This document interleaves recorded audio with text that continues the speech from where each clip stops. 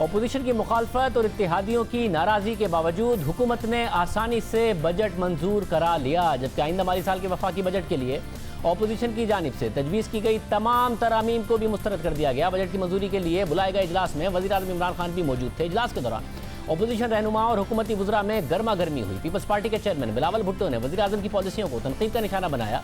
उनका कहना था कि वज़ीर आज़म नोटिस ना लिया करें, मुल्क का बेड़ा गर्क करने पर माफ़ी मांगें। उन्होंने कहा कि वज़ीर आज़म इमरान खान के लिए दो ऑप्शन हैं, वो गलती का एतराफ़ करें और सबको साथ लेकर चलने का ऐलान करें या फिर इस्तीफ़ा दें और घर जाएं।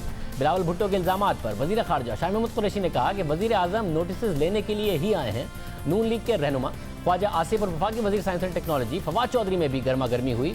अहम बात यह है कि हुकूमत की इत्तेहादी काफ लीग ने नाराज़गी के बावजूद बजट की मंजूरी में हुकूमत का साथ दिया। हालांकि गुज़िश्ता रात वज़ीर आज़म की जानिब से हुकूमती और इत्तेहादी अरकान असेंबली के एजाज़ में दिए गए अशाइये में काफ लीग और जो मैंगल ग्रुप है उन्होंने शिरकत नहीं की थी। BNP मैंगल ने शिरकत नहीं की थी, मगर उन की तरफ से कहा गया था हम बजट को वोट दे देंगे और बजट को वोट दिया भी गया। हमारे साथ एहसन इकबाल साहब मौजूद होंगे, सेक्रेटरी जनरल मुस्लिम लीग नून, क्योंकि वज़ीर आज़म की तरफ से कहा गया कल इशाइये से खिताब करते हुए कि रोज़ सुबह खबर मिलती है कि मैं आज जा रहा हूँ, कल जा रहा हूँ, लेकिन मेरे सिवा कोई चॉइस नहीं है। तो ये नून लीग और दूसरी जमातें बयानात जितने भी दें हुकूमत मजबूत नज़र आती है। हमारे साथ एहसन इकबाल साहब मौजूद हैं, सेक्रेटरी जनरल नून लीग। एहसन इकबाल साहब बहुत शुक्रिया। एहसन इकबाल साहब, बजट भी पास हो गया और आसानी के साथ पास हो गया। वज़ीर आज़म भी कंफर्टेबल पोजीशन में नज़र आते हैं, इत्तेहादी नाराज़ भी हों उसके बावजूद भी इत्तेहादियों ने आंखें दिखाई भी, मगर बजट मंजूर कराने में आंखें बिछाई भी। आप लोग कुछ नहीं कर सके, हुकूमत मजबूत है। देखिए शाहजेब, सबसे पहली बात तो यह है कि अपोजिशन के पास कुछ देने के लिए नहीं है। हुकूमत के पास तो बहुत से वसाइल हैं जिससे वो इत्तेहादियों को खरीद भी सकते हैं, खुश भी कर सकते हैं। आपने देखा कि इत्तेहादियों ने आंखें ज़रूर दिखाई, लेकिन जब वोट डालने का वक्त आया तो सब ने हुकूमत के साथ वोट डाला।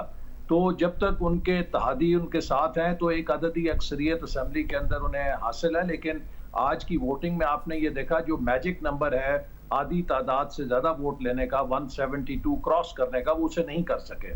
तो ये एक नफ्सियाती दबाव में ज़रूर हैं उनके इत्तेहादी, और ख़ुद उनकी अपनी सफ़ों के अंदर कुछ MNAs हैं जो उनसे नाराज़ हैं।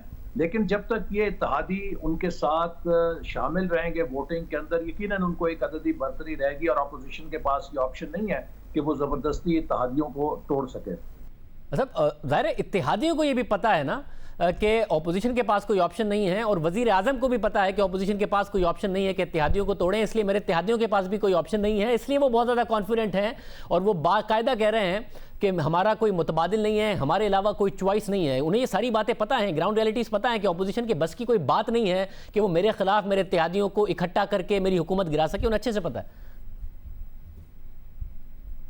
अगर माजी कोई इस बारे में हमारे लिए सबक रखता है तो इस किस्म के बयानात किसी मजबूती की अलामत नहीं है, बल्कि कमज़ोरी की अलामत है। जब इंसान अंदर से खोखला होता है, अंदर से कमज़ोर होता है, तो वो अपने आप को मजबूत साबित करने के लिए इस तरह के बयानात देता है।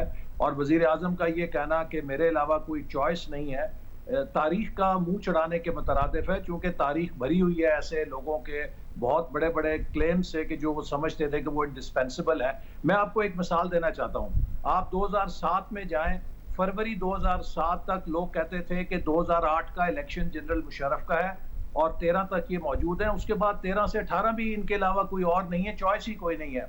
आपने देखा एक महीने में हालात ने ऐसा करवट उठाई कि 2007 के अंदर ही जनरल मुशर्रफ चलते हुए। तो इसलिए इस तरह के बयानात से कोई मजबूत नहीं होता, असल बात उनकी कारकर्दगी है। और मैं ये बात आपके प्रोग्राम के जरिए पाकिस्तान के तमाम शहरियों को और स्टेक होल्डर्स को सुनाना चाहता हूँ कि ये हुकूमत मुल्क के लिए मुआशी खतरा बन चुकी है, क्योंकि इनके पास ना सलाहियत है गवर्नेंस की, ना इनके पास ये सलाहियत है कि ये मुल्क के अंदर एक ब्रॉड कंसेंसस पैदा कर सकें। और सबसे बड़ी बात यह है कि इस वक्त इन पर एतमाद खत्म हो गया। देखिए, कोई बजट या कोई मईशत एक माहौल के अंदर चलती है, जब मुल्क के अंदर क्राइसिस ऑफ कॉन्फिडेंस हो, क्राइसिस ऑफ डिसीजन मेकिंग हो, किसी सरकारी दफ्तर में कोई फैसला करने के लिए तैयार नहीं है क्योंकि एक इंटिमिडेशन की फजा है। वैसे वो उधर पाकिस्तान में हुकूमतें गवर्नेंस और पॉलिटिक्स दोनों से चलती हैं और ज़्यादा बड़ा किरदार पॉलिटिक्स का होता है। अगर किसी हुकूमत की पॉलिटिक्स फेल हो जाए, गवर्नेंस अच्छी भी हो, तो उसके लिए सर्वाइव करना मुश्किल हो जाता है। और आप तो से ज़्यादा ये हिस्ट्री किसको पता है? क्या ये दुरुस्त नहीं कि वज़ीर आज़म को पता है कि मेरी अगर गवर्नेंस कमज़ोर भी है तो ऑपोजिशन एक ऑल्टरनेट इसलिए नहीं है क्योंकि उनकी पॉलिटिक्स फेल्ड है? शहबाज शरीफ साहब ने जितनी भी कोशिश कर ली, एक पॉलिटिकल ऑल्टरनेटिव नहीं है आप। अगर एक गवर्नेंस का ऑल्टरनेटिव हो भी नून लीग, तो पॉलिटिकल ऑल्टरनेटिव नहीं है। और मैं ये कोई बहुत अच्छी बात नहीं है पाकिस्तान के सिनेरियो में, एक अनफॉर्चुनेट बात है पाकिस्तान की हिस्ट्री को देखते हुए, मगर आपकी सियासत नाकाम है जिसकी वजह से आप एक ऑल्टरनेट नहीं है। देखिए शाहजेब, उसमें एक हद तक तो इस चीज को भी और इस सोच को दखल था कि हम नहीं चाहते थे कि इस हुकूमत को प्री मेच्योरली डिसलॉज किया जाए ताकि ये शहीद ना बने।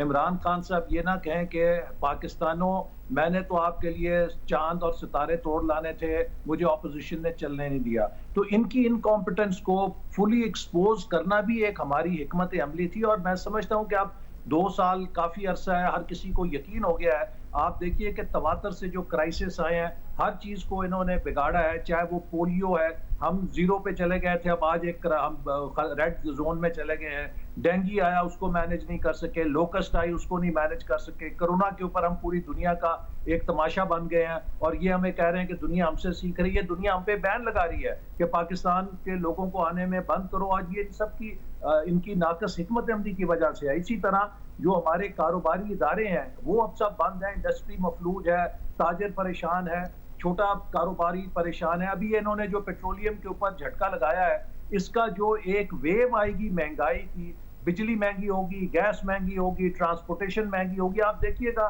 कि यहाँ पे हशर और गदर क्या मिचेगा। तो अपोजिशन के लिए ये भी जरूरी था कि इनको एक हद तक एक्सपोज किया जाए, ताकि जो ये दावे करके आए थे जी 20 साल से हम तैयारी कर रहे हैं, हमारे पास तो बड़ी ड्रीम टीम है, हमारे तो जी थिंक टैंक बैठे हुए हैं। अगर उन थिंक टैंक्स ने और 18-18 घंटे वजीर आजम साहब के काम करने से ये नतीजा निकला है, तो मैं समझता हूँ वजीर आजम साहब को छुट्टी लेके कि चले जाएं, शायद उससे फिर हालात बेहतर हो जाए। मगर ऐसे मतलब ये एज ए स्ट्रैटेजी तो नहीं किया आपने, एज ए ऑप्शन नहीं है आपके पास कोई? जो आपकी पार्टी की अपनी हालत है, जो दूसरी जमातों की हालत है, अपोजिशन के इत्तेहाद की हालत है, एज एन ऑप्शन तो आपने नहीं किया कि जी हमने इनको काम करने दिया ताकि ये फेल हो और आवाम को हकीकत नजर आए। आपके पास कोई ऑप्शन नहीं था।